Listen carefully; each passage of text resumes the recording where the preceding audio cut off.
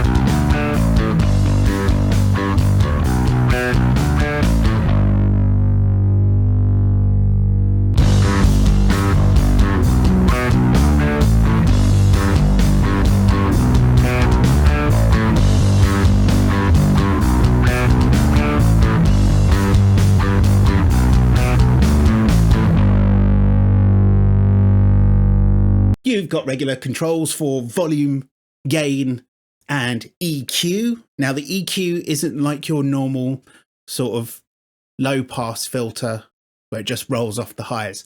The EQ here is a tilt EQ, so it boosts low end as you turn it down and boosts treble as you turn it up. I actually find the tilt EQ to be one of my favorite ways of implementing EQ on a bass overdrive. It's on the Pulp and Peel by JHS, which I find to be really useful. It's, to be honest with you, one of the best features of that pedal, as well as the DoD FX10 bifet preamp. It's a really powerful type of EQ that can really fatten things up. So you'll hear that my bass 6 kind of has a bit of a thin tone naturally.